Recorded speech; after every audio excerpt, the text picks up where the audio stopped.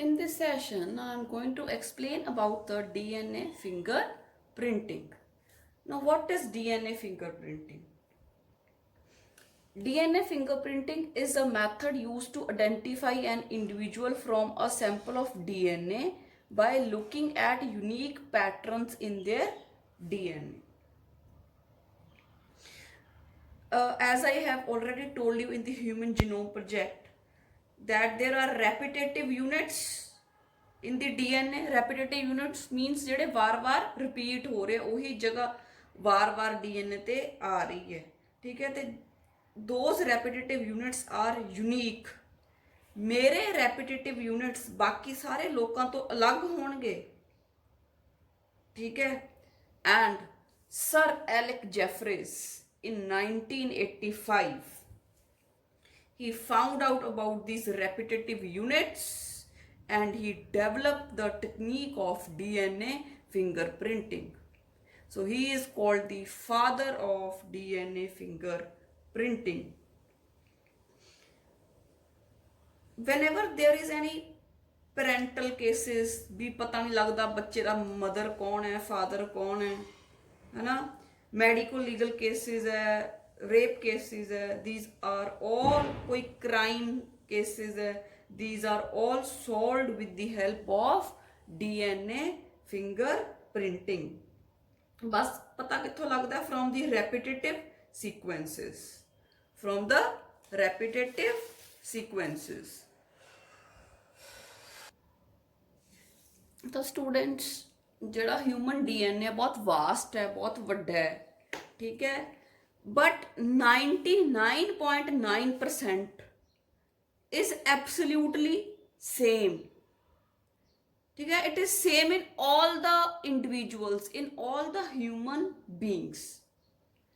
it makes codes, it stores information. ਜਦੋਂ code ਬਣਾਊਗਾ ਤਾਂ ਮਤਲਬ ਪ੍ਰੋਟੀਨਸ ਵੀ ਬਣਾਊਗਾ, ਠੀਕ ਹੈ। ਤਾਂ ਆਪਣੀ ਬੋਡੀ ਦੇ ਵਿੱਚ ਜਿਹੜੇ ਪ੍ਰੋਟੀਨਸ ਆ ਉਹ ਸੇਮ ਹੈ। ਮੇਰੀ ਬੋਡੀ ਦੇ ਵਿੱਚ ਵੀ ਉਹੀ ਪ੍ਰੋਟੀਨਸ ਹੈ, ਤੁਹਾਡੀ ਬੋਡੀ ਦੇ ਵਿੱਚ ਵੀ ਉਹੀ ਪ੍ਰੋਟੀਨਸ ਹੈ। ਤਾਂ ਬੇਸਿਕ ਸਟਰਕਚਰ ਇਜ਼ ਸੇਮ, ਕੁਝ ਵੇਰੀਏਸ਼ਨਸ ਹੋ ਸਕਦੀਆਂ, ਮੇਰੇ 'ਚ ਤੇ ਤੁਹਾਡੇ 'ਚ ਕੁਝ ਚੇਂਜਿਸ ਹੋ ਸਕਦੀਆਂ, ਕੁਝ ਵੇਰੀਏਸ਼ਨਸ ਹੋ ਸਕਦੀਆਂ, but the basic structure is same. ਜਿਹੜੇ ਪ੍ਰੋਟੀਨਸ ਮੇਰੇ ਬਣ ਰਹੇ ਆ ਮੇਰੇ ਅੰਦਰ, ਉਸੇ ਤਰ੍ਹਾਂ ਦੇ ਤੁਹਾਡੇ ਅੰਦਰ ਬਣ ਰਹੇ ਆ, ਕਿਉਂਕਿ ਆਪਣਾ 99.9% ਜਿਹੜਾ DNA ਹੈ ਉਹ ਸੇਮ ਹੈ, ਠੀਕ ਹੈ। ਜਿਹੜਾ 0.1% ਹੈ, it is different and it is very very very different. ਕਿ ਜਿੰਨੇ ਵੀ ਆਪਾਂ ਇੱਕ ਦੂਜੇ ਤੋਂ ਡਿਫਰੈਂਟ ਹੈ, ਉਹ ਵੀ ਆਰ ਡਿਊ ਟੂ ਦੈਟ 0.1%। ਜਿਹੜਾ ਬੇਟੇ 0.1% ਹੈ, ਇਟ ਡਜ਼ ਨਾਟ ਕੋਡ। ਆ ਦੇਖੋ, ਮੈਂ ਇੱਕ DNA ਦਾ ਸਟ੍ਰੈਂਡ ਬਣਾਇਆ ਬਲੈਕ ਕਲਰ ਦੇ ਵਿੱਚ, ਉਹਦੇ ਉੱਤੇ ਮੈਂ ਛੋਟੇ ਛੋਟੇ ਰੈੱਡ ਕਲਰ ਦੇ ਬਣਾਏ ਆ ਪਾਰਟਸ, ਠੀਕ ਹੈ। ਜਿਹੜਾ ਪੂਰਾ DNA ਹੈ, ਜਿਹੜਾ ਬਲੈਕ 'ਚ ਤੁਹਾਨੂੰ ਸ਼ੋ ਹੋ ਰਿਹਾ ਹੈ, ਠੀਕ ਹੈ, it is 99.9% which is same. It codes, it stores information, it forms proteins, ठीक है। फिर बेटे ਜਿਹੜੀਆਂ ਤੁਸੀਂ ਰੈੱਡ ਚੀਜ਼ਾਂ, ਰੈੱਡ ਲਾਈਨਸ ਦੇਖ ਰਹੇ ਹੋ, ਠੀਕ ਹੈ। DNA, ਰੈੱਡ DNA ਦਾ ਮਤਲਬ ਮੈਂ ਰੈੱਡ ਕਲਰ 'ਚ ਦਿਖਾਇਆ DNA ਨੂੰ। ਬਾਰ-ਬਾਰ ਇੱਕੋ ਹੀ ਚੀਜ਼ ਰਿਪੀਟ ਹੋ ਰਹੀ ਹੈ, ਬਾਰ-ਬਾਰ ਇੱਕੋ ਹੀ ਚੀਜ਼ ਰਿਪੀਟ ਹੋ ਰਹੀ ਹੈ। ਇੱਥੇ ਵੀ ਰੈੱਡ ਰੈੱਡ ਰੈੱਡ ਰੈੱਡ, ਫਿਰ ਰੈੱਡ, ਫਿਰ ਰੈੱਡ, ਗੈਪ ਹੈ, ਫਿਰ ਰੈੱਡ ਹੈ, ਗੈਪ ਹੈ, ਫਿਰ ਰੈੱਡ ਹੈ। ਤਾਂ ਬਾਰ-ਬਾਰ ਇੱਕੋ ਚੀਜ਼ ਰਿਪੀਟ ਹੋ ਰਹੀ ਹੈ। ਕੀ ਹੈ ਇਹ ਚੀਜ਼? ਆਪਾਂ ਕਿਹਾ ਰੈਪੀਟੇਟਿਵ ਸੀਕੁਐਂਸ ਹੁੰਦੇ ਆ ਹਰ ਕਿਸੇ ਦੀ ਬੋਡੀ ਦੇ ਵਿੱਚ, ਰੈਪੀਟੇਟਿਵ ਸੀਕੁਐਂਸ ਹੁੰਦੇ ਆ। ਕੀ ਹੁੰਦੇ ਆ ਰੈਪੀਟੇਟਿਵ ਸੀਕੁਐਂਸ? ਕੀ ਹੈ ਇਹ ਚੀਜ਼? ਇਹਨਾਂ ਨੂੰ ਕਹਿੰਦੇ ਆ ਬੇਟੇ VNTR, ਮਤਲਬ variable number tandem repeats, variable number tandem repeats, ਠੀਕ ਹੈ। ਹੁਣ ਇਹ ਕੀ ਚੀਜ਼ ਹੈ? ਜਿਹੜਾ ਬੇਟੇ 1% ਜਿਹੜਾ DNA ਹੈ, ਜਿਹੜਾ 0.1% DNA ਹੈ, ਜਿਹੜਾ ਡਿਫਰੈਂਟ ਹੈ, ਠੀਕ ਹੈ। It can not store any information, ठीक है, ये कोई भी इंफॉर्मेशन स्टोर नहीं कर सकता। It is a non coding part. ਇਹ ਕੋਡਸ ਨਹੀਂ ਬਣਾ ਸਕਦਾ, ਇਹ ਅੱਗੇ ਪ੍ਰੋਟੀਨਸ ਨਹੀਂ ਬਣਾ ਸਕਦਾ, ਇਹ ਆਪਣੇ ਲਈ ਯੂਜ਼ਫੁਲ ਨਹੀਂ ਹੈਗਾ। It can not store any information and it is a repetitive sequence and it is called as variable number tandem repeats। ठीक है जी। ਹੁਣ ਬੇਟੇ ਜੇ ਆਪਾਂ ਗੱਲ ਕਰੀਏ ਕਿ ਜਿਹੜਾ 99.9% ਜਿਹੜਾ ਸੇਮ ਹੈ, ਅਗਰ ਆਪਾਂ ਕੋਈ ਸਟੱਡੀ ਕਰਨੀ ਹੈ ਤਾਂ 99.9% ਨੂੰ ਸਟੱਡੀ ਕਰਨਾ ਸੌਖਾ ਹੈ ਕਿ 0.1 ਨੂੰ ਸੌਖਾ ਹੈ? ਠੀਕ ਹੈ, ਤਾਂ ਜਿਹੜਾ 0.1% ਜਿਹੜਾ ਡਿਫਰੈਂਟ ਹੈ, ਜੇ ਆਪਾਂ ਉਹਨੂੰ ਸਟੱਡੀ ਕਰ ਲਾਂਗੇ ਤਾਂ ਉਹ ਸੌਖਾ ਹੈ। ਠੀਕ ਹੈ, ਕਿਉਂਕਿ ਬਾਕੀ ਤਾਂ ਸਾਰੇ ਇੰਡੀਵਿਜੂਅਲਸ ਸੇਮ ਹੈ, ਜਿਹੜਾ 0.1% ਹੈ ਡਿਫਰੈਂਟ ਹੈ। ਠੀਕ ਹੈ ਬੇਟੇ, ਇਹ ਨॉन ਕੋਡਿੰਗ ਰੀਜਨ ਹੈ ਤੇ ਇਹਨੂੰ ਕਹਿੰਦੇ ਆ VNTR, variable number tandem repeats. ਹੁਣ ਆਪਾਂ ਕਿਹਾ ਇਹ ਨॉन ਕੋਡਿੰਗ ਹੈ। ਠੀਕ ਹੈ, ਇਹ ਕੋਈ ਵੀ ਇਨਫੋਰਮੇਸ਼ਨ ਸਟੋਰ ਨਹੀਂ ਕਰਦਾ। ਹੁਣ ਮੰਨ ਲਓ ਜੇ ਇਹ ਵੀ ਕੋਡ ਕਰੇ, ਠੀਕ ਹੈ, ਇਹ ਵੀ ਕੋਡ ਕਰੇ ਤੇ ਇਹਦਾ ਕੋਡ ਕਰੀਏ ਤਾਂ all the human beings will totally get different, ਬਿਲਕੁਲ ਹੀ ਇੱਕ ਦੂਜੇ ਤੋਂ ਜਮਾਂ ਹੀ ਡਿਫਰੈਂਟ ਹੋ ਜਾਣਗੇ, ਪਤਾ ਹੀ ਨਹੀਂ ਲੱਗਣਾ। ਠੀਕ ਹੈ, ਤਾਂ ਇਸ ਕਰਕੇ ਵੀ ਡੋਂਟ ਨੀਡ ਦੈਟ। ਆਪਾਂ ਇਹ ਚਾਹੁੰਦੇ ਹਾਂ ਕਿ ਇਹ ਕੋਡ ਨਾ ਹੀ ਕਰੇ। ਠੀਕ ਹੈ, ਇਹ 0.1% ਜਿਹੜਾ ਡਿਫਰੈਂਟ ਹੈ ਇਹ ਕੋਡ ਨਹੀਂ ਬਣਾਉਂਦਾ, ਆਪਣੇ ਲਈ ਇਹੀ ਠੀਕ ਹੈ ਕਿ ਇਹ ਨਾ ਬਣਾਵੇ।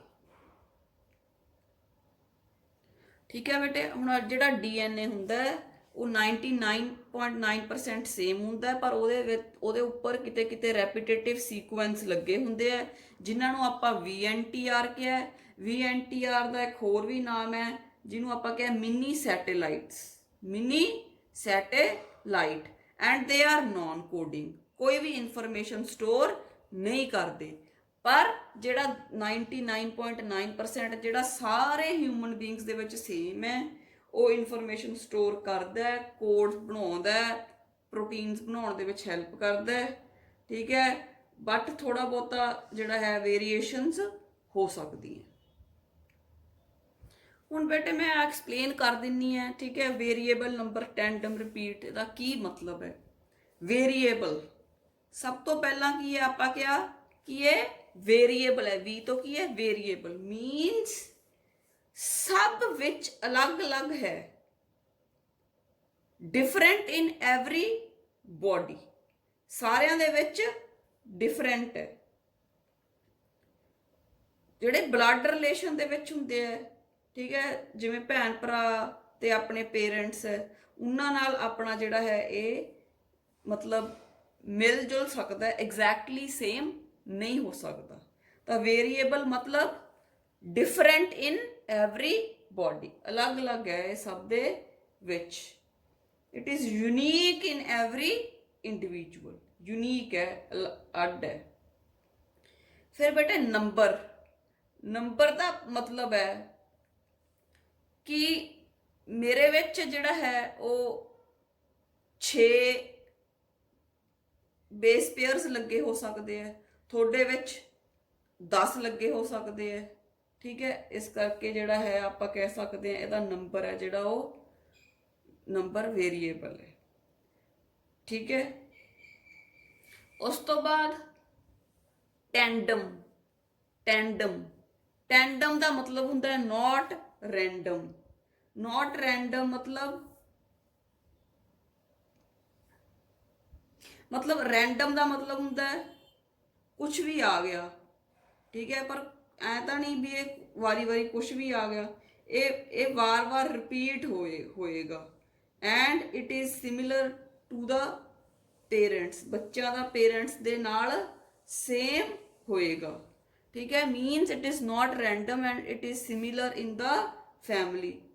ਰੈਂਡਮ ਦਾ ਮਤਲਬ ਹੁੰਦਾ ਕਿਤੋਂ ਕੁਝ ਵੀ ਆ ਜੇ, ਕਿਤੋਂ ਤਾਂ ਨਹੀਂ ਕੁਝ ਵੀ ਆਉਂਦਾ, ਪੇਰੈਂਟਸ ਤੋਂ ਹੀ ਆਉਂਦਾ, ਅੱਧਾ ਫਾਦਰ ਤੋਂ ਆ ਜਾਊਗਾ, ਅੱਧਾ ਮਦਰ ਤੋਂ ਆ ਜਾਊਗਾ, ਤਾਂ ਐ ਨਹੀਂ ਵੀ ਕਿਤੋਂ ਵੀ ਕੁਝ ਵੀ ਆਈ ਜਾਂਦਾ।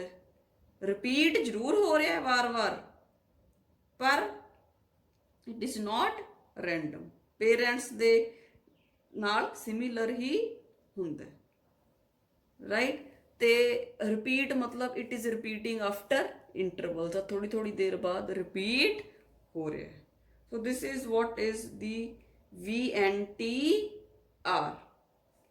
ਹੁਣ ਬੇਟਾ ਸਾਇੰਟਿਸਟ ਕਹਿੰਦੇ ਕਿ 99.9% ਸੇਮ ਹੈ DNA, 0.1 ਯੂਨੀਕ ਹੈ, ਠੀਕ ਹੈ। ਤਾਂ ਕਹਿੰਦੇ ਵੀ ਜਿਹੜਾ 0.1% ਹੈ, ਜੇ ਆਪਾਂ ਇਹਨੂੰ ਆਇਡੈਂਟੀਫਾਈ ਕਰ ਲਈਏ ਤਾਂ ਸੌਖਾ ਇੱਕ ਤਾਂ ਕਰਨਾ, ਤੇ ਕਹਿੰਦੇ ਜੇ ਇਹਨੂੰ ਆਪਾਂ ਆਇਡੈਂਟੀਫਾਈ ਕਰ ਲਿਆ ਤਾਂ ਕਮਾਲ ਹੀ ਕਮਾਲ ਹੋ ਜੂ, ਠੀਕ ਹੈ, ਕਿਉਂਕਿ ਹਰ ਇੱਕ ਬੰਦੇ ਦੀ ਆਇਡੈਂਟੀਟੀ ਬਣ ਜੂ। ਮੇਰਾ 0.1% ਡਿਫਰੈਂਟ ਹੈ, ਤੁਹਾਡਾ 0.1% ਡਿਫਰੈਂਟ ਹੈ, ਠੀਕ ਹੈ। ਜੇ ਉਹ ਡਿਫਰੈਂਟ ਪਾਰਟ ਮੇਰਾ ਵੀ ਪਤਾ ਲੱਗ ਜੇ, ਤੁਹਾਡਾ ਵੀ ਪਤਾ ਲੱਗ ਜੇ, ਤਾਂ ਪਤਾ ਲੱਗ ਜੂਗਾ ਵੀ ਆ ਕਿਹਦਾ ਬਲੱਡ ਹੈ, ਮੇਰਾ ਜਾਂ ਤੁਹਾਡਾ, ਠੀਕ ਹੈ। ਕਿਹਦਾ ਵਾਲ ਹੈ, ਮੇਰਾ ਜਾਂ ਤੁਹਾਡਾ, ਕੋਈ ਵੀ ਬੋਡੀ ਦਾ ਪਾਰਟ ਜਿਵੇਂ ਆਪਾਂ ਕਹਿ ਸਕਦੇ, ਠੀਕ ਹੈ। ਤਾਂ VNTR ਤੋਂ ਆਇਡੈਂਟੀਟੀ ਬਣ ਜਾਵੇਗੀ। ਮੰਨ ਲਓ ਮੇਰਾ VNTR ਪਤਾ ਲੱਗ ਜੇ, ਠੀਕ ਹੈ, ਤਾਂ ਮੇਰੀ ਆਇਡੈਂਟੀਟੀ ਪਤਾ ਲੱਗ ਜੂਗੀ, which is called DNA fingerprinting. This is called as DNA fingerprinting, ਠੀਕ ਹੈ। ਕਿਸੇ ਵੀ ਸੈਂਪਲ ਤੋਂ ਲੈ ਕੇ, ਕਿਸੇ ਦਾ ਸੈਂਪਲ ਲੈ ਕੇ ਉਹਦੇ ਯੂਨੀਕ ਪੈਟਰਨਸ ਕਿਹੜੇ ਹੈ, VNTR, ਤਾਂ ਉਹਨਾਂ ਤੋਂ ਕਿਸੇ ਵੀ ਬੰਦੇ ਦੀ ਆਇਡੈਂਟੀਟੀ ਪਤਾ ਲਗਾਈ ਜਾ ਸਕਦੀ ਹੈ। ਤਾਂ ਬੇਟੇ ਇੰਡੀਆ ਦੇ ਵਿੱਚ ਜਿਹੜੀ DNA ਫਿੰਗਰ ਪ੍ਰਿੰਟਿੰਗ ਹੈ, that was started by Dr. VK Kashyap and Dr. Lalji Singh at the Center for Cell and Molecular Biology, Hyderabad, right? So Dr. Lalji Singh is called the father of Indian finger printing. Bete, one half of the VNTR of the child resemble that of the mother and the other half with that of the father, ठीक है। अद्धे mother नाल मिलते हुंदे ते अद्धे father नाल मिलते। हुण एक एग्जाम्पल दे के दस्सिया है कि सपोज एक बच्चा है, ਉਹਦੇ ਵਿੱਚ ਜਿਹੜਾ ਇੱਕ ਕ੍ਰੋਮੋਸੋਮ ਮਦਰ ਤੋਂ ਆਉਣਾ ਹੁੰਦਾ ਤੇ ਉਹਦਾ ਹੋਮੋਲੋਗ ਫਾਦਰ ਤੋਂ ਆਉਣਾ ਹੁੰਦਾ, ਫੇਰ ਹੀ ਇੱਕ ਪੇਅਰ ਬਣਦਾ ਬੱਚੇ ਦੇ ਵਿੱਚ। ਤਾਂ ਆਪਾਂ ਕਿਸੇ ਵੀ ਕ੍ਰੋਮੋਸੋਮ ਦੀ ਗੱਲ ਕਰ ਰਹੇ ਹਾਂ ਕਿ ਕਹਿੰਦਾ ਇੱਕ ਬੱਚਾ ਹੈ, ਉਹਨੇ ਕ੍ਰੋਮੋਸੋਮ ਜਿਹੜਾ ਇਨਹੈਰਿਟ ਕੀਤਾ, ਠੀਕ ਹੈ, ਜਿਹੜਾ ਮਦਰ ਤੋਂ ਕੀਤਾ, ਉਹਦੇ ਅੰਦਰ 6 ਟੈਂਡਮ ਰਿਪੀਟਸ ਸੀ, ਜਿਹੜਾ ਫਾਦਰ ਤੋਂ ਕੀਤਾ ਉਹਦੇ ਵਿੱਚ 4 ਟੈਂਡਮ ਰਿਪੀਟਸ ਸੀ। ਤਾਂ ਬੱਚੇ ਕੋਲੇ 2 ਕ੍ਰੋਮੋਸੋਮਸ ਹੈ ਇੱਕ ਪੇਅਰ ਦੇ ਵਿੱਚ, ਉਹਨਾਂ ਨੂੰ ਆਪਾਂ ਹੋਮੋਲੋਗਸ ਕ੍ਰੋਮੋਸੋਮ ਕਹਿੰਦੇ ਆ। ਤਾਂ ਇੱਕ ਕ੍ਰੋਮੋਸੋਮ ਦੇ ਉੱਤੇ 6 ਟੈਂਡਮ ਰਿਪੀਟਸ ਹੈ ਤੇ ਇੱਕ ਤੇ 4 ਹੈ। ਤਾਂ ਉਸੇ ਤਰ੍ਹਾਂ ਆਪਾਂ ਦੱਸਦੇ ਹਾਂ ਕਿ ਕਿਵੇਂ ਪੈਟਰਨ ਬਣਦਾ ਹੈ। ਆ ਡਾਇਗਰਾਮ ਦੇ ਵਿੱਚ ਕਾਫੀ ਅੱਛੀ ਤਰ੍ਹਾਂ ਐਕਸਪਲੇਨ ਜਿਹੜਾ ਹੈ ਹੋ ਜਾਊਗਾ।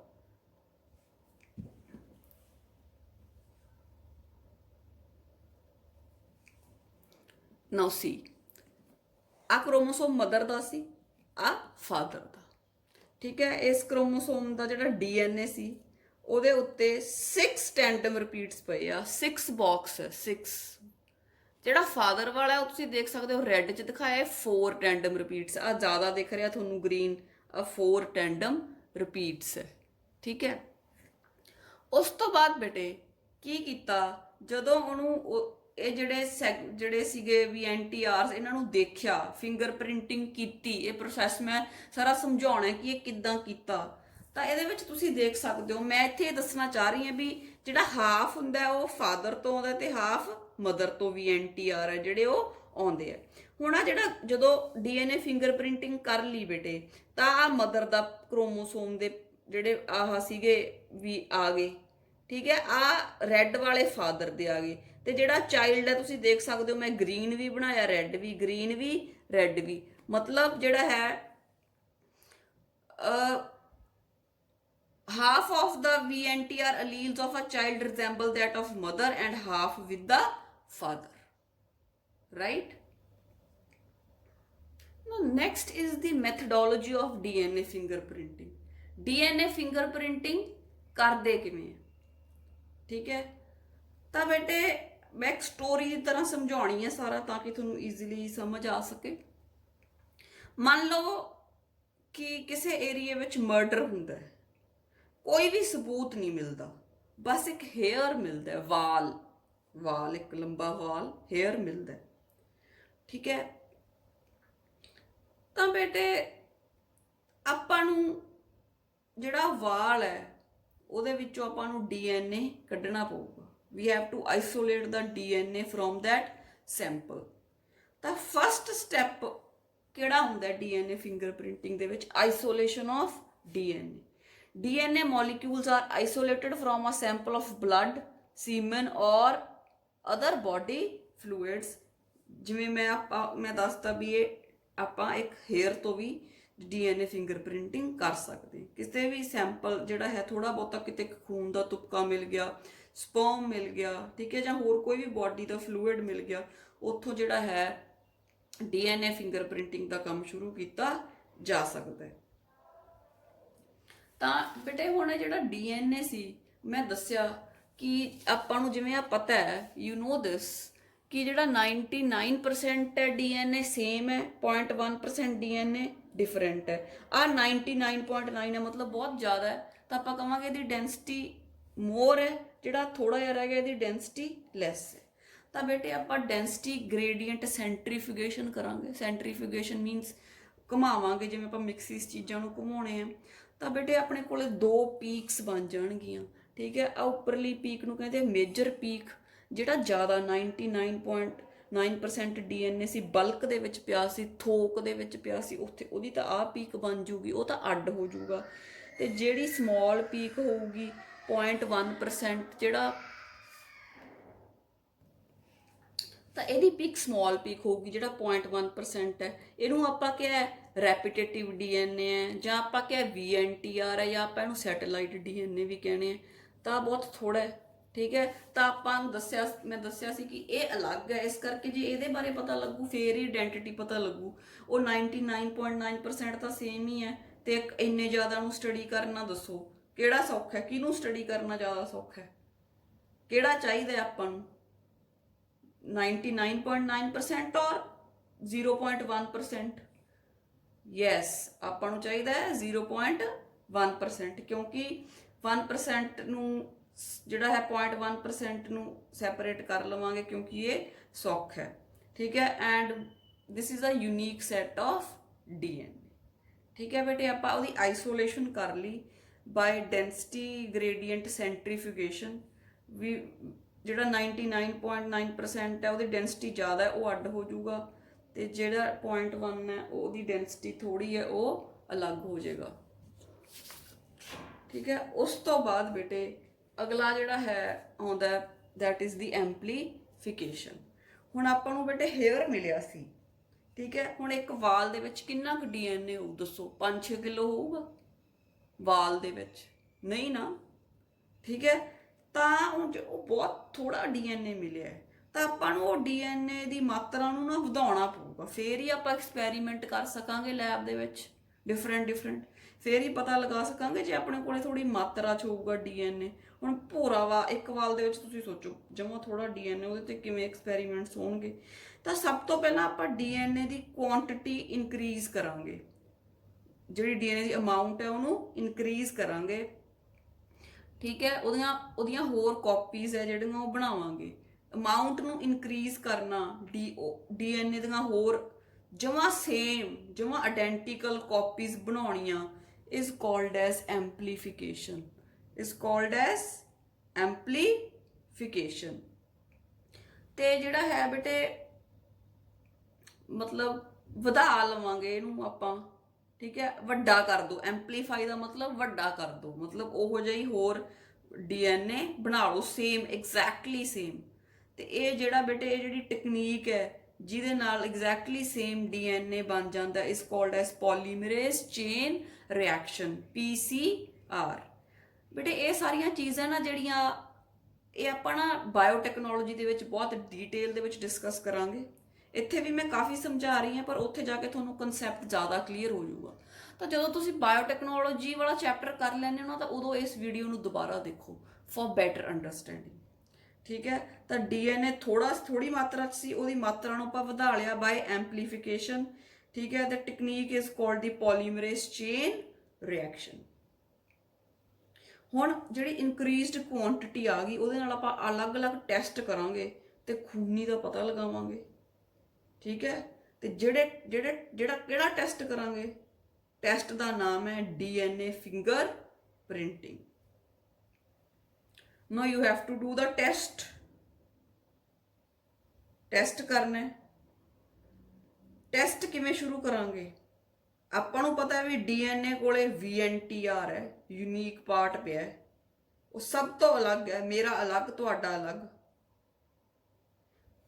ਬ੍ਰਦਰ ਸਿਸਟਰ ਵਰਗਾ, ਭੈਣ ਭਾਈ ਵਰਗਾ ਉਹ ਹੋ ਸਕਦਾ ਹੈ, ਮਦਰ ਫਾਦਰ ਵਰਗਾ ਉਹ ਹੋ ਸਕਦਾ ਹੈ, ਪਰ ਜਮਾ ਸੇਮ ਨਹੀਂ, ਕਿਉਂਕਿ ਆਪਾਂ ਨੂੰ ਪਤਾ ਹੈ ਅੱਧਾ ਫਾਦਰ ਤੋਂ ਆਉਂਦਾ, ਅੱਧਾ ਮਦਰ ਤੋਂ ਆਉਂਦਾ। ਹੁਣ ਬੇਟੇ ਜੇ VNTR ਨੂੰ ਪਤਾ ਕਰ ਲਿਆ ਜਾਵੇ ਤਾਂ ਖੂਨੀ ਦਾ ਪਤਾ ਲੱਗ ਸਕਦਾ ਹੈ। ਇਹ ਤਾਂ ਆਪਾਂ ਨੂੰ ਪਤਾ ਲੱਗ ਗਿਆ ਵੀ VNTR ਦਾ ਪਤਾ ਲਗਾਉਣਾ ਬਹੁਤ ਜ਼ਰੂਰੀ ਹੈ। VNTR ਨੂੰ ਆਇਡੈਂਟੀਫਾਈ ਕਰਨਾ ਪੈਣਾ ਹੈ ਨਾ। ਠੀਕ ਹੈ। ਤਾਂ ਮੈਂ ਇੱਕ ਐਗਜ਼ਾਮਪਲ ਲੈ ਕੇ ਥੋੜਾ ਐਕਸਪਲੇਨ ਕਰਦੀ ਹਾਂ ਸਟੈਪਸ, ਉਸ ਤੋਂ ਬਾਅਦ ਫਿਰ ਦੁਬਾਰਾ ਡਿਸਕਸ ਕਰਦੇ ਹਾਂ। ਠੀਕ ਹੈ। ਹੁਣ ਬੇਟੇ ਆਪਾਂ VNTR ਨੂੰ ਆਇਡੈਂਟੀਫਾਈ ਕਰਨਾ ਹੈ। ਹੁਣ ਦੇਖਦੇ ਆਪਾਂ ਕਿਵੇਂ ਕਰ ਸਕਦੇ ਹਾਂ। ਸਪੋਜ਼ ਮੰਨ ਲਓ ਆ ਮੇਰਾ ਡੀਐਨਏ ਸੀ, ਡੀਐਨਏ ਦਾ ਸਟ੍ਰੈਂਡ ਹੈ, ਬਹੁਤ ਲੰਬਾ ਸਟ੍ਰੈਂਡ। ਠੀਕ ਹੈ। ਉਹਦੇ ਤੇ ਬੇਟੇ ATGC ਕੋਡ ਪਿਆ ਤੇ ਇਹ ਮੇਰਾ ਹੈਗਾ VNTR। ਇਹ ਮੇਰਾ ਕੀ ਹੈ? VNTR। ਹੁੰਦਾ ਤਾਂ ਬਹੁਤ ਵੱਡਾ, ਪਰ ਆਪਾਂ ਇੱਕ ਛੋਟੀ ਐਗਜ਼ਾਮਪਲ ਨਾਲ ਵੀ 4 ਬੇਸ ਪੇਅਰਸ ਨਾਲ ਮੈਂ ਤੁਹਾਨੂੰ ਸਮਝਾ ਰਹੀ ਹਾਂ। ਹੁਣ ਬੇਟੇ ATCG ਨੂੰ ਲੱਭਣਾ ਹੈ। ਮੇਰਾ ਡੀਐਨਏ ਦਾ ਸਟ੍ਰੈਂਡ ਹੈ, ਉਹਦੇ ਚੋਂ ATCG ਲੱਭਣਾ। ਠੀਕ ਹੈ। ਤਾਂ ਇਹਨੂੰ ਲੱਭਣ ਲਈ ਇਹ ਹੈਗਾ ਮੇਰਾ ਕੋਡ। ਮੈਂ ਲੈਬ ਦੇ ਵਿੱਚ ਆਰਟੀਫਿਸ਼ੀਅਲੀ ਇੱਕ ਐਂਟੀ ਕੋਡ ਬਣਾ ਸਕਦੀ ਹਾਂ। ਲੈਬ 'ਚ ਜਾਊਂਗੀ, ਉੱਥੇ ਇੱਕ ਆਰਟੀਫਿਸ਼ੀਅਲ ਐਂਟੀ ਕੋਡ ਬਣਾ ਸਕਦੀ ਹਾਂ, ਲੈਬ ਦੇ ਵਿੱਚ ਆਪ ਬਣਾ ਸਕਦੇ ਹਾਂ। ਠੀਕ ਹੈ। ਮਤਲਬ ਐਂਟੀ ਕੋਡ ਕਿਹੜਾ ਹੋਊਗਾ? TACG। ਮੈਂ ATGC ਨੂੰ ਰੈਕੋਗਨਾਈਜ਼ ਕਰਨਾ ਹੈ, ਤਾਂ ਕੀ ਮੈਂ TACG ਪਾ ਸਕਦੀ ਹਾਂ ਐਂਟੀ ਕੋਡ ਓਪੋਜ਼ਿਟ ਸਾਈਡ ਤੇ? ਠੀਕ ਹੈ, ਪਾਤਾ। ਹੁਣ ਮੈਂ ਹੋਰ ਕੀ ਕਰੂੰਗੀ? ਜਿਹੜਾ ਐਂਟੀ ਕੋਡ ਬਣਾਇਆ ਮੈਂ TACG, ਉਹਨੂੰ ਮੈਂ ਰੇਡੀਓ ਐਕਟਿਵ ਕਰ ਦੂੰਗੀ। ਮਤਲਬ ਉਹਦੇ ਨਾਲ ਮੈਂ ਰੇਡੀਓ ਆਈਸੋਟੋਪ ਲਗਾ ਦੂੰਗੀ। ਠੀਕ ਹੈ। ਰੇਡੀਓ ਐਕਟਿਵ ਦਾ ਮਤਲਬ ਹੈ ਕੀ ਹੈ? ਚਮਕੂਗੀ ਚੀਜ਼, ਚਮਕਦੀ ਹੈ ਚੀਜ਼ ਰੇਡੀਓ ਐਕਟਿਵ ਜਦੋਂ ਹੋ ਜਾਂਦੀ ਹੈ। ਤਾਂ ਦੇਖੋ ਹੁਣ ਮੈਂ ਐਂਟੀ ਕੋਡ ਬਣਾ ਲਿਆ ਜਿਹੜਾ ਰੇਡੀਓ ਐਕਟਿਵ ਹੈ। ਤਾਂ ਜਦੋਂ ਮੈਂ ਇਸ ਐਂਟੀ ਕੋਡ ਨੂੰ ਡੀਐਨਏ ਦਾ ਜਿਹੜਾ ਸਟ੍ਰੈਂਡ ਹੈ ਉਹਦੇ ਕੋਲ ਕਰੂੰਗੀ, ਤਾਂ ਇਹ ਐਂਟੀ ਕੋਡ ਜਾ ਕੇ ਉਹਦੇ ਨਾਲ ਚਿਪਕ ਜੂਗਾ। ਠੀਕ ਹੈ। ਜਿਹੜਾ TACG ਬਣਾਇਆ ਮੈਂ, ਉਹ ਸਿੱਧਾ ਜਾ ਕੇ ATGC ਨਾਲ ਚਿਪਕ ਜਾਵੇਗਾ। ਜਦੋਂ ਇੱਥੇ ਆ ਕੇ ਚਿਪਕ ਜੂਗਾ, ਆ ਕੇ ਇਹਦੇ ਨਾਲ ਜਦੋਂ ਜਿਹੜਾ ਮੈਂ ਆ ਬਣਾਇਆ ਐਂਟੀ ਕੋਡ ਦੇ ਇੱਥੇ ਆ ਕੇ ਇਹਦੇ ਨਾਲ ਚਿਪਕ ਜੂਗਾ, ਤਾਂ ਡੀਐਨਏ ਤਾਂ ਇੰਨਾ ਵੱਡਾ ਸੀ, ਪਰ ਜਿਹੜਾ VNTR ਸੀ ਉਹ ਮੈਨੂੰ ਦਿਸ ਗਿਆ, ਕਿਉਂਕਿ ਜਿਹੜਾ ਰੇਡੀਓ ਐਕਟਿਵ ਸੀਗਾ ਇਹ ਚਮਕੂਗਾ ਤੇ VNTR ਬਾਰੇ ਮੈਨੂੰ ਪਤਾ ਲੱਗ ਜੂਗਾ। ਇੰਨਾ ਵੱਡਾ ਡੀਐਨਏ ਜਿਹਦੇ ਵਿੱਚੋਂ ਮੈਨੂੰ VNTR ਦਿਸ ਗਿਆ। ਪਹਿਲਾਂ ਮੈਨੂੰ ਨਹੀਂ ਸੀ ਪਤਾ ਵੀ VNTR ਕਿਹੜਾ ਹੈ। ਜਦੋਂ ਮੈਂ ਐਂਟੀ ਕੋਡ ਬਣਾਤਾ, ਐਂਟੀ ਕੋਡ ਨੂੰ ਰੇਡੀਓ ਐਕਟਿਵ ਕਰਤਾ, ਉਹ ਜਾ ਕੇ ਡੀਐਨਏ ਦੇ ਨਾਲ ਚਿਪਕ ਜੂਗਾ। ਠੀਕ ਹੈ। ਤਾਂ ਮੈਨੂੰ VNTR ਬਾਰੇ ਪਤਾ ਲੱਗ ਜੂਗਾ। ਰੇਡੀਓ ਲੇਬਲ ਕਰਤਾ ਨਾ, ਰੇਡੀਓ ਲੇਬਲ ਤਾਂ ਦਿਸ ਜਾਊਗਾ। ਕੋਡ ਦਾ ਐਂਟੀ ਕੋਡ ਬਣਾ ਲਿਆ ਸੀ। ਠੀਕ ਹੈ। ਤਾਂ ਜਿਹੜਾ ਐਂਟੀ ਕੋਡ ਬਣਾਇਆ ਉਹਨੂੰ ਕਹਿੰਦੇ ਆ ਪ੍ਰੋਬ, PROBE। ਪ੍ਰੋਬ ਦਾ ਮਤਲਬ ਹੁੰਦਾ ਪਤਾ ਲਗਾਉਣਾ। ਤਾਂ ਆਪਾਂ ਨੂੰ ਇਹ ਡੀਐਨਏ ਨੂੰ ਪਤਾ ਲਗਾਉਣ ਦੇ ਵਿੱਚ ਹੈਲਪ ਕਰਦਾ ਹੈ। ਠੀਕ ਹੈ, VNTR ਦਾ ਐਂਟੀਕੋਡ ਬਣਾ ਲਓ ਅਤੇ ਉਹਨੂੰ ਰੇਡੀਓ ਲੇਬਲ ਕਰ ਲਓ, ਰੇਡੀਓ ਐਕਟਿਵ ਕਰ ਲਓ। ਹੁਣ ਦੇਖੋ ਤੁਹਾਡਾ ਕੋਡ, ਤੁਹਾਡਾ VNTR ਅਲੱਗ, ਮੇਰਾ VNTR ਅਲੱਗ, ਤਾਂ ਇਹਦਾ ਕੀ ਮਤਲਬ ਹੋਇਆ? ਮੇਰਾ ਪ੍ਰੋਬ ਹੋਰ ਹੋਊਗਾ ਤੇ ਤੁਹਾਡਾ ਪ੍ਰੋਬ ਹੋਰ ਹੋਊਗਾ, ਕਿਉਂਕਿ ਉਹ ਤਾਂ ਉਹਦੇ ਕੰਪਲੀਮੈਂਟਰੀ ਬੇਸ ਪੇਅਰਸ ਲੱਗਣੇ ਆ। ਤੁਹਾਡਾ VNTR ਡਿਫਰੈਂਟ, ਮੇਰਾ VNTR ਡਿਫਰੈਂਟ, ਇਸ ਕਰਕੇ ਤੁਹਾਡਾ ਪ੍ਰੋਬ ਅਲੱਗ ਤੇ ਮੇਰਾ ਪ੍ਰੋਬ ਵੀ ਅਲੱਗ। ਠੀਕ ਹੈ, ਜਦੋਂ ਕਿਸੇ ਦਾ ਵੀ DNA ਫਿੰਗਰਪ੍ਰਿੰਟਿੰਗ ਕਰਨੀ ਹੁੰਦੀ ਤਾਂ ਅਲੱਗ ਤੋਂ ਪ੍ਰੋਬ ਬਣਾਉਣਾ ਪੈਂਦਾ ਹੈ। ਮੇਰਾ ਬਣਾਉਣਾ ਅੱਡ ਪ੍ਰੋਬ ਬਣੂ, ਤੁਹਾਡਾ ਬਣਾਉਣਾ ਅਲੱਗ ਪ੍ਰੋਬ ਬਣੂ, ਕਿਸੇ ਹੋਰ ਤੀਜੇ ਬੰਦੇ ਦਾ ਬਣਾਉਣਾ ਉਹਦਾ ਪ੍ਰੋਬ ਅਲੱਗ ਬਣੂਗਾ। ਫਿਰ ਬੇਟੇ ਥਰਡ ਸਟੈਪ ਤੇ DNA ਨੂੰ ਕੱਟ ਕਰ ਲਿਆ ਜਾਂਦਾ ਹੈ, ਉਹਨੂੰ ਕੱਟ ਕਰ ਲੈਂਦੇ ਆ। DNA ਬਹੁਤ ਵੱਡਾ ਹੈ, ਉਹਨੂੰ ਛੋਟੇ ਛੋਟੇ ਟੁਕੜੇ ਕਰ ਲੈਂਦੇ ਆ।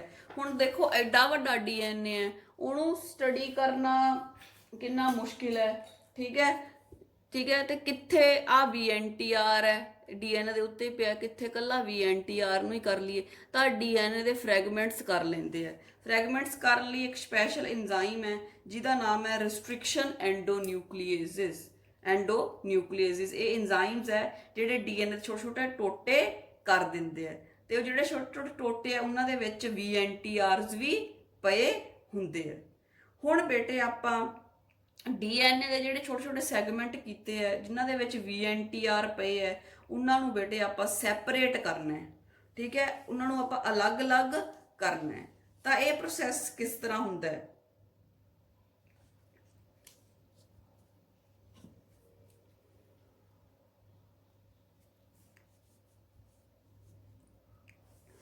ਇਹਦੇ ਲਈ ਬੇਟੇ ਜਿਹੜਾ ਮੈਥਡ ਯੂਜ਼ ਕੀਤਾ ਜਾਂਦਾ that is called the agarose gel ਇਲੈਕਟ੍ਰੋਫੋਰੇਸਿਸ।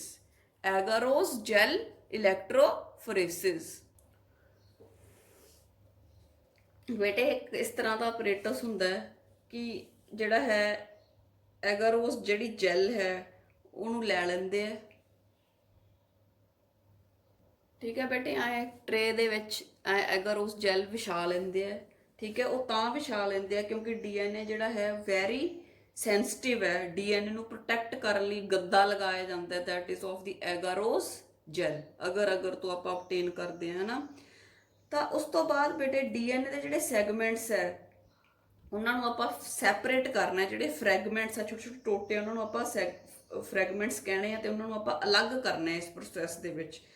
ਤਾਂ ਦੋ ਚੀਜ਼ਾਂ ਯਾਦ ਰੱਖਣੀਆਂ, ਇੱਕ ਤਾਂ DNA ਨੈਗੇਟਿਵਲੀ ਚਾਰਜਡ ਹੁੰਦਾ ਬਿਕੋਜ਼ ਉਹਦੇ ਵਿੱਚ H3PO4 ਪਿਆ ਹੁੰਦਾ, H3PO4, ਤੇ ਦੂਸਰਾ ਜਿਹੜਾ ਹੈ DNA ਉਹ ਸੈਂਸਿਟਿਵ ਹੁੰਦਾ। To protect the DNA we use the agarose gel.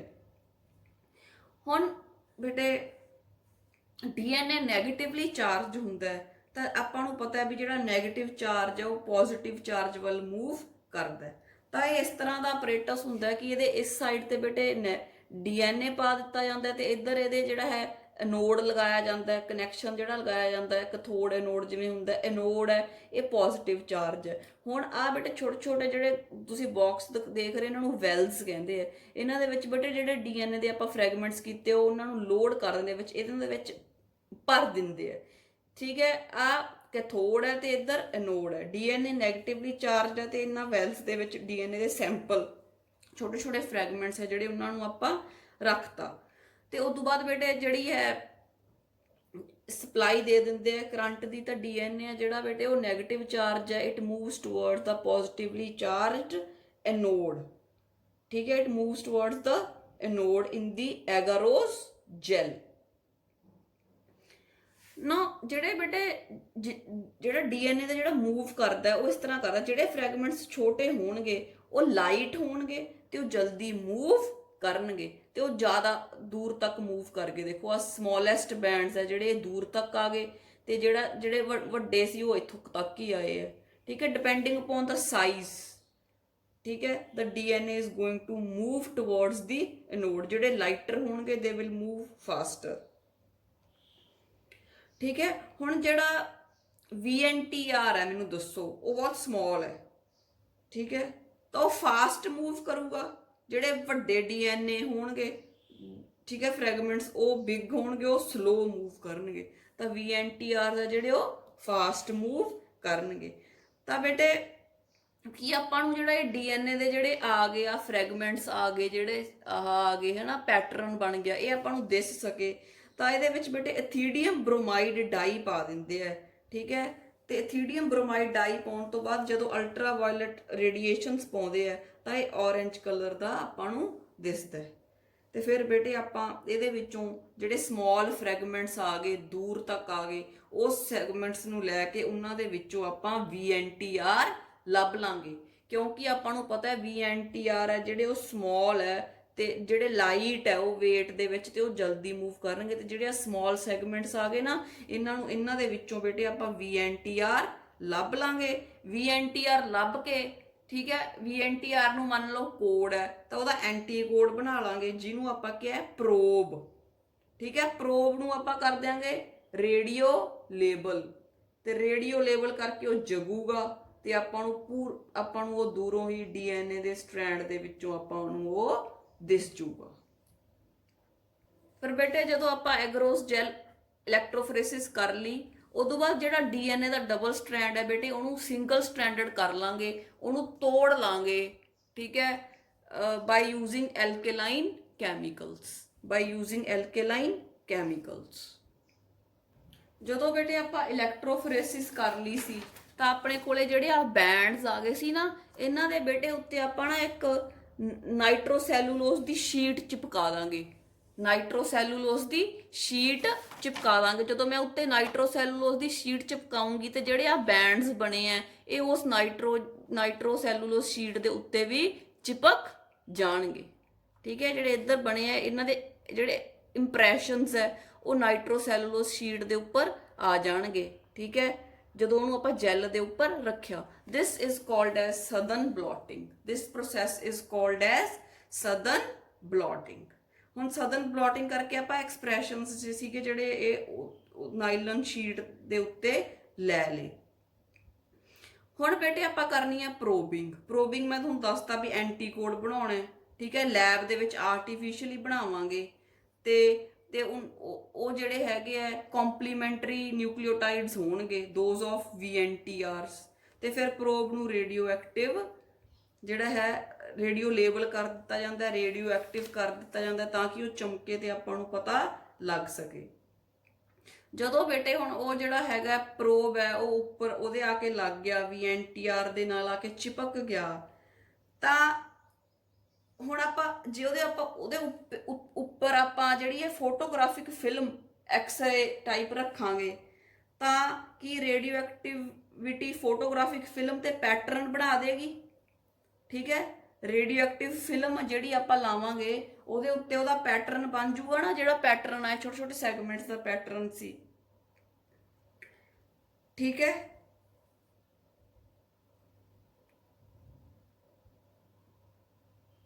ਮਤਲਬ ਹੁਣ ਇਹ ਹੈ ਬੇਟੇ ਕਿ ਮੰਨ ਲਓ ਉਹ ਫੋਟੋਗ੍ਰਾਫਿਕ ਫਿਲਮ ਤਿਆਰ ਹੋ ਜੂਗੀ, ਹਰ ਕਿਸੇ ਦੀ ਫੋਟੋਗ੍ਰਾਫਿਕ ਫਿਲਮ ਦਾ ਪੈਟਰਨ ਅਲੱਗ ਹੋਏਗਾ, ਠੀਕ ਹੈ। ਮਤਲਬ ਕਿ ਇੱਕ ਵਾਰ ਮੇਰਾ ਡੀਐਨਏ ਪ੍ਰੋਬ ਫਾਈਂਡ ਆਊਟ ਕਰਨ ਦੀ ਜ਼ਰੂਰਤ ਨਹੀਂ, ਫਿਰ ਤਾਂ ਉਹ ਜਿਹੜਾ ਪੈਟਰਨ ਫਿਲਮ ਤੇ ਬਣ ਗਿਆ, ਜਿਹੜੀ ਫੋਟੋ ਬਣ ਗਈ ਸੈਗਮੈਂਟਸ ਦੀ, ਠੀਕ ਹੈ, ਉਹਦੇ ਤੋਂ ਹੀ ਕੰਮ ਚੱਲ ਜੂਗਾ। ਅਮਰੀਕਾ ਵਿੱਚ ਤਾਂ ਬੇਟੇ ਹਰ ਸਿਟੀਜ਼ਨ ਦਾ ਡੀਐਨਏ ਫਿੰਗਰਪ੍ਰਿੰਟਿੰਗ ਹੁੰਦੀ ਹੈ, ਕੰਪਲਸਰੀ ਹੈ। ਮਤਲਬ ਪੁਲਿਸ ਹੁਣ ਐ ਥੋੜੀ ਦੇਖਦੀ ਫਿਰੂਗੀ ਵੀ ਫਲਾਨੇ ਦੀ ATCG ਹੈ, ਫਲਾਨੇ ਦੀ GATC ਹੈ, ਠੀਕ ਹੈ, ਐ ਥੋੜੀ ਦੇਖਣ ਬੈਠੂਗੀ। ਪੁਲਿਸ ਕੋਲੇ ਫੋਟੋਗ੍ਰਾਫਿਕ ਪੈਟਰਨ ਬਣ ਕੇ ਤਿਆਰ ਹੁੰਦਾ ਹੈ, ਠੀਕ ਹੈ, ਇਨ ਦੀ ਫਾਰਮ ਆਫ ਡਾਟਾਬੇਸ, ਠੀਕ ਹੈ। ਮੰਨ ਲਓ ਮੇਰਾ ਤੇ ਜਪਨੀਤ ਮੈਮ ਦੇ ਡੀਐਨਏ ਦੀ ਲੈਂਥ ਅਲੱਗ-ਅਲੱਗ ਹੋ ਸਕਦੀ ਹੈ, ਹੋ ਸਕਦਾ ਹੈ ਉਹਨਾਂ ਕੋਲੇ 15 ਬੇਸ ਪੇਅਰਸ ਵਾਲਾ VNTR ਹੋਵੇ, ਮੇਰੇ ਕੋਲੇ 10 ਵਾਲਾ ਹੋਵੇ, ਠੀਕ ਹੈ। ਇਹ ਫਿਰ ਆਪਾਂ ਨੂੰ ਇਹ ਵੀ ਪਤਾ ਹੈ ਕਿ A ਦੀ T ਨਾਲ ਡਬਲ ਬੌਂਡਿੰਗ ਹੁੰਦੀ ਹੈ, G ਦੀ C ਨਾਲ ਟ੍ਰਿਪਲ, ਤਾਂ ਸਾਰਿਆਂ ਦੇ VNTR ਵਿੱਚ AT ਦਾ ਨੰਬਰ ਅਲੱਗ ਹੈ। ਮੇਰੇ 'ਚ ਹੋ ਸਕਦਾ AT 10 ਹੋਣ, ਜਪਨੀਤ ਮੈਮ ਦੇ ਵਿੱਚ 4 ਹੋਣ, ਠੀਕ ਹੈ। GC ਦਾ ਵੀ ਨੰਬਰ ਅਲੱਗ-ਅਲੱਗ ਹੋ ਸਕਦਾ ਹੈ VNTR ਵਿੱਚ, ਤਾਂ ਸਾਰਿਆਂ ਦੀ ਥਿਕਨੈਸ ਵੀ ਅਲੱਗ-ਅਲੱਗ ਹੋਊਗੀ, ਬੌਂਡ ਵੀ ਅਲੱਗ-ਅਲੱਗ ਹੋਣਗੇ, ਤਾਂ ਪੈਟਰਨ ਵੀ ਅਲੱਗ-ਅਲੱਗ ਹੋਊਗਾ। ਪੈਟਰਨ ਮੀਨਸ ਜਿਹੜੇ ਬੈਂਡਸ ਛਪਣਗੇ ਐਕਸ-ਰੇ ਫਿਲਮ ਦੇ ਉੱਤੇ, ਠੀਕ ਹੈ, ਉਹ ਵੀ ਜਿਹੜਾ ਹੈ ਫੋਟੋਗ੍ਰਾਫਿਕ ਫਿਲਮ ਅਲੱਗ ਹੋਊਗੀ, ਪੈਟਰਨ ਅਲੱਗ ਹੋਊਗਾ, right. So this is called as probing. Hybridization ਮੈਂ ਤੁਹਾਨੂੰ ਦੱਸਤਾ। ਤੇ ਜਦੋਂ ਜਦੋਂ ਐਕਸ-ਰੇ ਫਿਲਮ ਦੇ ਉੱਤੇ, ਨਾਈਲਨ ਸ਼ੀਟ ਦੇ ਉੱਤੇ ਐਕਸ-ਰੇ ਫਿਲਮ ਪਾਵਾਂਗੇ ਤਾਂ ਉਹ ਪੈਟਰਨ ਬਣ ਜਾਊਗਾ। This is called as autoradiography, ਠੀਕ ਹੈ। ਜਿਹੜੇ ਉਹ ਬੈਂਡਸ ਬਣ ਜਾਣਗੇ ਬੇਟੇ, they are called as DNA fingerprinting. ਤੇ ਜਿਹੜਾ ਉਹ ਪੈਟਰਨ ਆਊਗਾ that is 100% unique for each person. ਸਿਰਫ ਆਇਡੈਂਟੀਕਲ ਟਵਿੰਸ ਨੂੰ ਛੱਡ ਕੇ, ਮੋਨੋਜ਼ਾਈਗੋਟਿਕ ਟਵਿੰਸ ਨੂੰ ਛੱਡ ਕੇ, ਜਿਹੜੇ ਇੱਕੋ ਜ਼ਾਈਗੋਟ ਤੋਂ ਬਣੇ। So these are the different steps. ਸਭ ਤੋਂ ਪਹਿਲਾਂ ਬਲੱਡ ਸੈਂਪਲ ਲੈ ਲਿਆ, ਫਿਰ ਬੇਟੇ ਡੀਐਨਏ ਐਕਸਟ੍ਰੈਕਟ ਕਰ ਲਿਆ, ਫਿਰ ਰਿਸਟ੍ਰਿਕਸ਼ਨ ਐਂਜ਼ਾਈਮ ਨਾਲ ਇਹਨੂੰ ਤੋੜ ਲਿਆ ਤਾਂ ਕਿ ਵੀਐਨਟੀਆਰ ਨੂੰ ਲੱਭਣਾ ਸੌਖਾ ਹੋ ਜੇ। ਫਿਰ ਬੇਟੇ ਆਪ ਸੈਂਪਲ ਭਰਤੇ, ਐਗਰੋਸ ਜੈਲ ਇਲੈਕਟ੍ਰੋਫੋਰੇਸਿਸ ਕਰ ਲਈ। ਉੱਤੇ ਬੇਟੇ ਆ ਤੁਸੀਂ ਦੇਖ ਸਕਦੇ ਹੋ ਨਾਈਲਨ ਮੈਂਬਰੇਨ ਲਾਤੀ। ਨਾਈਲਨ ਮੈਂਬਰੇਨ ਤੋਂ ਬਾਅਦ ਡੀਐਨਏ ਪ੍ਰੋਬ ਫਾਈਂਡ ਕਰਕੇ, ਠੀਕ ਹੈ, ਡੀਐਨਏ ਪ੍ਰੋਬ ਨੂੰ ਰੇਡੀਓ ਐਕਟਿਵਲੀ ਲੇਬਲ ਕਰ ਲਿਆ। ਉਸ ਤੋਂ ਬਾਅਦ ਜਿਹੜਾ ਐਕਸਟਰਾ ਪ੍ਰੋਬ ਸੀ ਬੇਟੇ ਉਹਨੂੰ ਵਾਸ਼ ਕਰ ਦਿੰਦੇ ਆ। ਪ੍ਰੋਬ ਹੈ ਦੈਟ ਬਾਈਂਡਸ ਟੂ ਦਾ ਡੀਐਨਏ। ਉੱਤੇ ਬੇਟੇ ਐਕਸ-ਰੇ ਫਿਲਮ ਲਾਤੀ, ਠੀਕ ਹੈ, ਤੇ ਐਕਸ-ਰੇ ਫਿਲਮ ਦੇ ਉੱਤੇ ਜਿਹੜੇ ਆ ਪੈਟਰਨਸ ਹੈ ਇਹ ਬਣ ਕੇ ਆ ਗਏ। ਇਹ ਪੈਟਰਨਸ ਹਰ ਕਿਸੇ ਦੇ ਡਿਫਰੈਂਟ ਹੈ, ਮੇਰੇ ਅਲੱਗ, ਤੁਹਾਡੇ ਅਲੱਗ, ਕਿਉਂਕਿ ਮੇਰਾ ਵੀਐਨਟੀਆਰ ਅਲੱਗ ਸੀ। ਮੇਰੇ ਐਡਨਿਨ ਥਾਇਮਿਨ ਹੋ ਸਕਦਾ ਜ਼ਿਆਦਾ ਪਏ ਹੋਣ, ਤੁਹਾਡੇ ਘੱਟ ਪਏ ਹੋਣ। ਗੁਆਨੋਸਿਨ, ਸਾਈਟੋਸਿਨ ਦਾ ਨੰਬਰ ਵੀ ਅਲੱਗ ਹੋ ਸਕਦਾ, ਬੌਂਡਸ ਅਲੱਗ ਹੋ ਸਕਦੇ ਆ। ਇਸ ਕਰਕੇ ਮੇਰਾ ਵੀਐਨਟੀਆਰ ਅਲੱਗ, ਮੇਰਾ ਵੀਐਨਟੀਆਰ ਅਲੱਗ ਤਾਂ ਮੇਰਾ ਪ੍ਰੋਬ ਵੀ ਤੁਹਾਡੇ ਤੋਂ ਅਲੱਗ, ਕਿਉਂਕਿ ਪ੍ਰੋਬ ਜਿਹੜਾ ਵੀਐਨਟੀਆਰ ਦੇ ਕੰਪਲੀਮੈਂਟਰੀ ਹੁੰਦਾ। So this is the overall process of DNA fingerprinting.